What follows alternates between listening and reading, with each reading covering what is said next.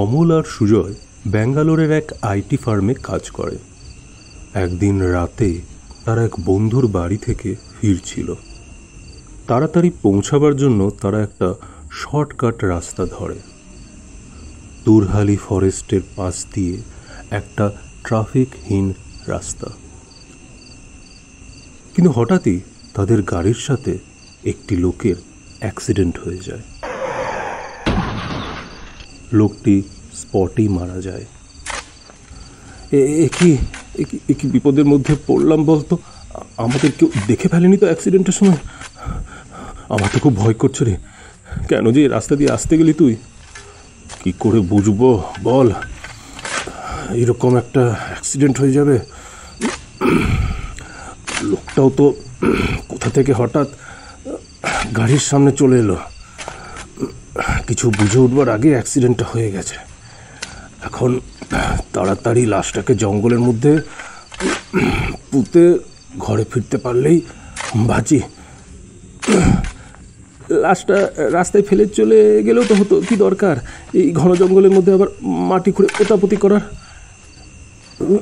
এই জঙ্গল এলাকাতে সিসিটিভি নেই, কিন্তু পেছনে আর তার আগে টোল ট্যাক্সে ক্যামেরা আছে।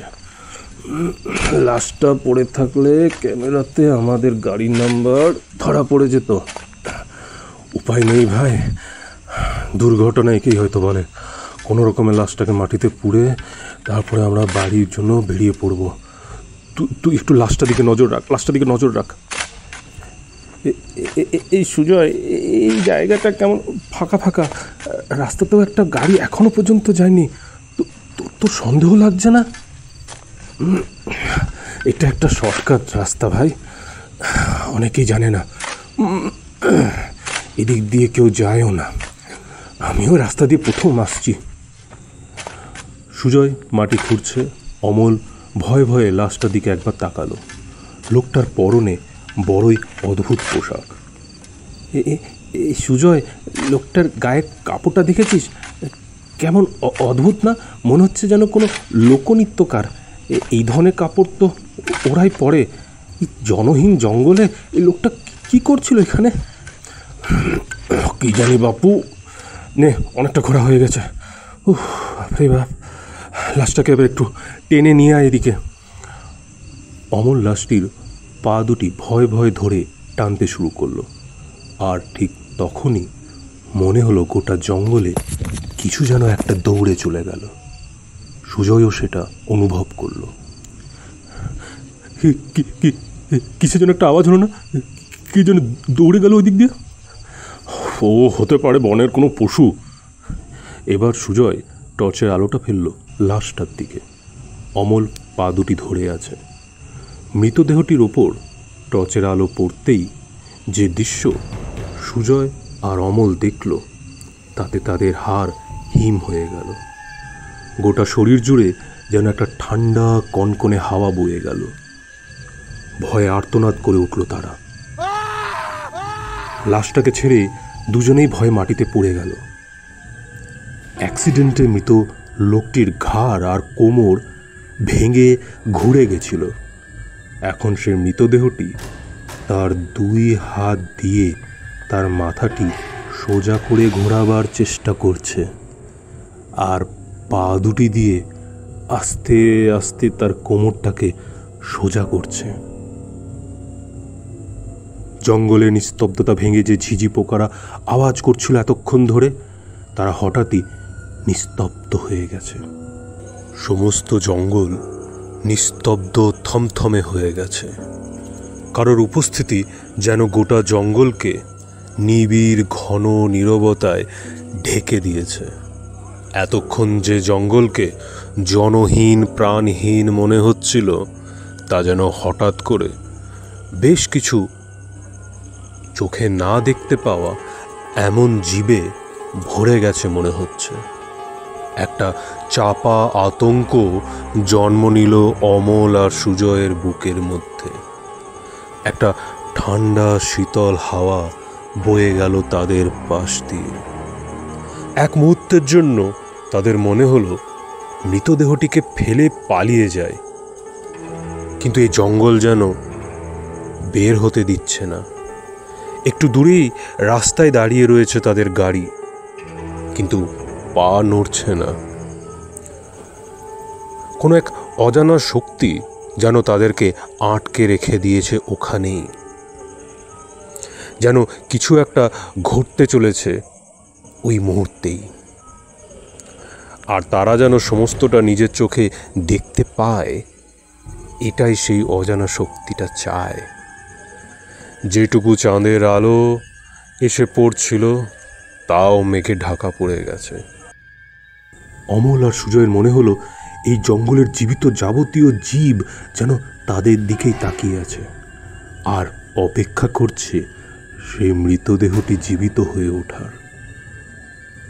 টর্চের আলোয় সুজয় আর অমল স্পষ্ট দেখতে পাচ্ছে মৃতদেহটি কিভাবে নিজেকে আস্তে আস্তে সুস্থ করে তুলছে। তার ক্ষতস্থান থেকে ঝরে যাওয়া রক্ত নিজে থেকেই আবার ক্ষতস্থানের মধ্যে প্রবেশ করছে। বেঁকে যাওয়া ঘাড় এখন ক্রমশই সোজা, বাঁকা কোমর কিছুটা সোজা করে মৃতদেহটি এবার উঠে দাঁড়াবার চেষ্টা করছে। তার চোখে মুখে গোটা গায়ে অদ্ভুত নকশা করা।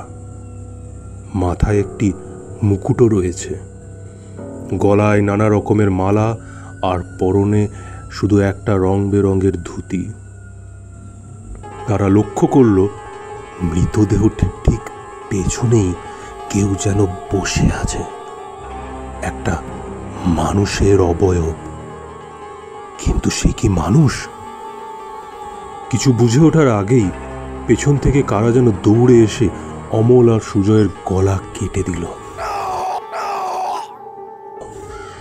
লুটিয়ে পড়ল তাদের শরীর।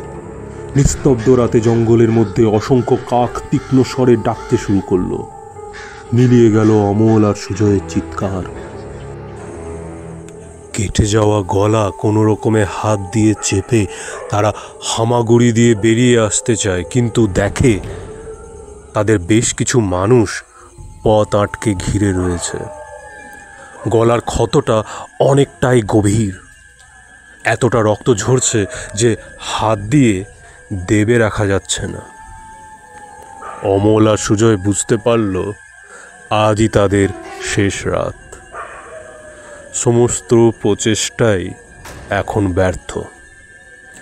তাই চিত হয়ে শুয়ে আকাশের দিকে তাকিয়ে মৃত্যুবরণ করে নেওয়া ছাড়া আর কোনো উপায় নেই। তারা একে অপরকে কিছু বলতে চাইল, কিন্তু গলা দিয়ে কোনো আওয়াজই বেরোলো না। আস্তে আস্তে মৃত্যুর কোলে ঢলে পড়ল তারা। তারপর হৈ হৈ করে শুরু হলো নৃত্য। বেশ কিছু অদ্ভুত পোশাক পরা মানুষেরা আগুন জ্বালালো। মৃতদেহ দুটিকে ঘিরে শুরু হলো আদিবাসীদের প্রাচীন এক প্রথা। বনদেবতাকে প্রসন্ন করেছে তারা। অ্যাক্সিডেন্টে মৃত মানুষটি এখন জীবিত হয়ে উঠেছে।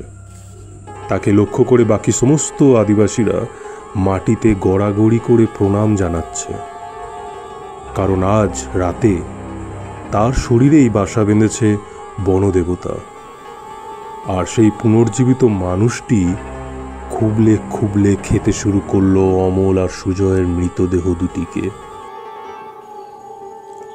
গভীর অন্ধকার রাতে একদিকে জ্বলছে আগুন, অন্যদিকে সবার চক্ষু অগোচরে একদল ক্যানিবল জনজাতি নৃত্য প্রদর্শন ও বলি উৎসর্গে মুগ্ধ করেছে বনদেবতাকে। আশীর্বাদ করছে সেই বনদেবতা তাদের ইচ্ছে পূরণের। না খেতে পারা বেশ কিছুটা মাংস নিয়ে সেই আদিবাসীরা চলে গেল বনের গভীরে তাদের ঘরের উদ্দেশ্যে। আর কিছুক্ষণ পরেই আকাশের আঁধার কাটতে শুরু করে। সময় হয়েছে ভোরের। হঠাৎই চোখ খুলল অমল আর সুজয়ের। একটা বিশাল ঘোরের মধ্যে যেন তারা আছে। সুজয় কিচ্ছু বুঝতে পারছে না। সে এক জনজাতির কাবিলায় শুয়ে আছে। উঠে নিজের দিকে তাকায় সে। সে এক জীর্ণ বৃদ্ধ শরীর হয়ে গেছে, নিজেকে চিনতে পারছে না সে। আর তার পাশেই আরেকটি জীর্ণ বৃদ্ধার শরীর, সেও তার অচৈতন্য ভাব থেকে জেগে উঠে অবাক হয়ে দেখছে নিজেকে। এটা কি, আমার শরীরটা এরকম কি করে হয়ে গেল? আমি তো মারা গেছিলাম। এটা কার শরীর? পাশের বৃদ্ধার উদ্দেশ্যে সুজয় বলে উঠল, অমল, ওটা কি তুই? সুজয়, তুই? আমাদের সাথে এটা কি হচ্ছে? তোর আর আমার শরীর পাল্টে গেছে যে রে। আমরা কার মধ্যে আছি? তারা বুঝতে পারল এই শরীরের মধ্যে শুধু তারা মস্তিষ্কের এক অবচেতন মনের মধ্যেই রয়েছে। আস্তে আস্তে পুরো শরীরটাকে নিয়ন্ত্রণে নিয়ে নিল সেই বৃদ্ধ আর বৃদ্ধার মস্তিষ্ক। মনের এক অবচেতন কোণে পড়ে রইল অমল আর সুজয়ের আত্মা। অর্থাৎ তাদের বলি দিয়ে, তাদের মাংস খাইয়ে বনদেবতাকে প্রসন্ন করা হয়েছিল। আর সেই সুবাদে আশীর্বাদ রূপে ওই জনজাতির দুই মৃত্যু প্রায় মানুষের শরীরে প্রবেশ করানো হয়েছিল অমল আর সুজয়ের আত্মাকে, যার ফলে কাবিলার আরও দুজন জীবিত হয়ে উঠেছে। ওই বৃদ্ধ আর বৃদ্ধার মস্তিষ্কের অবচেতন মনে এক কোণে ঠাঁই রয়েছে এখন শুধু অমল আর সুজয়ের চেতন মনের। আর সব কিছুই তারা এখন দেখতে পাচ্ছে, শুনতে পাচ্ছে, কিন্তু প্রকাশ করতে পারছে না। এই শরীর তাদের নিয়ন্ত্রণের মধ্যে আর নেই। এইবার সেই বৃদ্ধ আর বৃদ্ধার সামনে সাজিয়ে আনা হলো বনদেবতা দ্বারা ভক্ষিত অমল আর সুজয়ের প্রসাদরূপী মাংস। বহুদিন অভুক্ত ওই বৃদ্ধ আর বৃদ্ধার মনে প্রচণ্ড লোভ জেগে উঠল আহারের প্রতি। যদিও মনের গভীরে অমল আর সুজয় বুঝতে পারছে এটা তাদেরই মাংস, তবুও তাদের কিচ্ছু করার নেই। হিংস্র পশুর মতন তারা কামড়ে ছিঁড়ে খেতে শুরু করলো প্রসাদ। অমল আর সুজয়ের আত্মা সবটাই নিজের চোখের সামনে হতে দেখছে, বলা যেতে পারে তারাও সেটা অনুভব করছে, কিন্তু নিয়ন্ত্রণ করতে পারছে না। বাকিটা কাকেদের উদ্দেশ্যে আহার রূপে ছড়িয়ে দেওয়া হলো। প্রতি বছরই তুরাহালি বনদেবতাকে বলি দিতে হয়, মানুষ বলি। এর আশীর্বাদ রূপে তারা তাদের গোষ্ঠীর কোনো সদ্য মরে যাওয়া মানুষ বা মৃতপ্রায় মানুষকে পুনর্জীবিত করতে পারে। যারা জানে তারা এই রাস্তা দিয়ে কখনোই যায় না। জঙ্গলের ছায়ায় লুকিয়ে আছে কেউ, অন্ধকারে মিশে, জানি না সে কেমন দেখায়। পাতার ফাঁকে তার চোখের ঝিলিক, শীতল বাতাসে সে দেয় রহস্যের ডাক। ও হে বনদেবতা, কে তুমি? সত্যি বলো, তোমার ছোঁয়ায় শিরায়